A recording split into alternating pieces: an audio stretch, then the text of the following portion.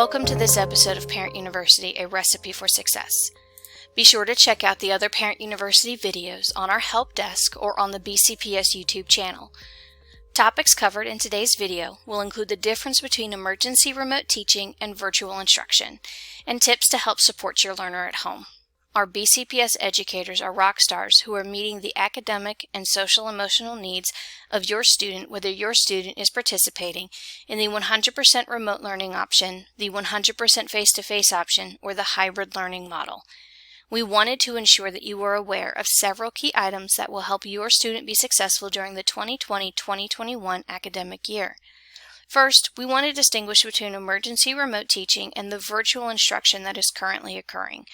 During the spring of 2020, our schools were suddenly shut down by our governor, and our teachers had to quickly adjust to virtual teaching. The assignments that were provided during the spring of 2020 were optional learning opportunities that your students were encouraged to participate in to maintain continuity of learning, but their participation and submission of assignments was not mandatory due to the sudden onset of the pandemic. Grades could not fall in the spring, but that is not the case now. We want to remind you that the assignments that teachers are currently providing your students are mandatory, and their participation in live virtual meetings, their completion of assignments, and their submission of work is vital to your child's success.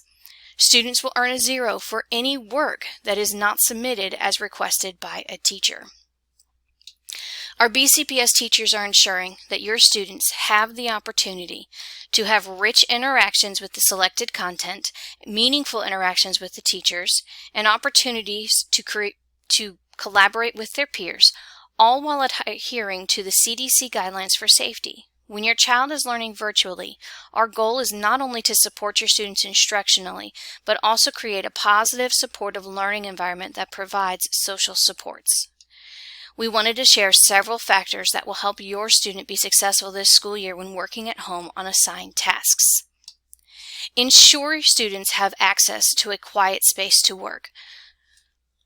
Work with your students to create a daily schedule for the day that will allow them time to complete assigned tasks, but also has embedded breaks. A helpful hint: elementary schools should consider changing learning activities every 10 to 15 minutes, and secondary students should consider changing learning activities every 20 to 25 minutes to maximize focus. Here are some examples of workspaces that have been created since so many students have started to learn virtually. The space should be clear of distractions such as a television, but have all the equipment needed for your student to complete their work, such as supplies and textbooks.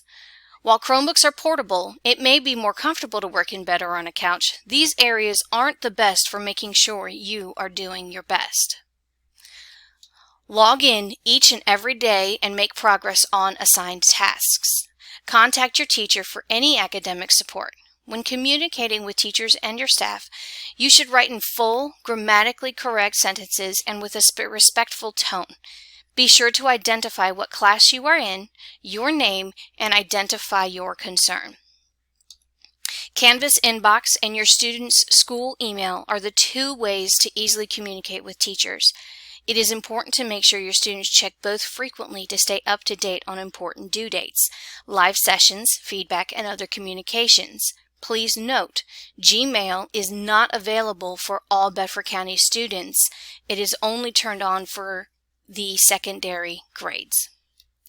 During designated school time, don't surf the internet, play games, or use your cell phone unless it is during a scheduled break.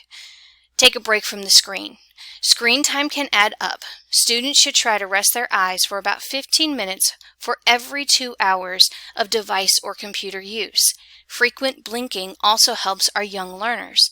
You can learn additional strategies by regarding screen time on this site recommended by the Virginia Department of Education, https://conexusvision.org/blink20/.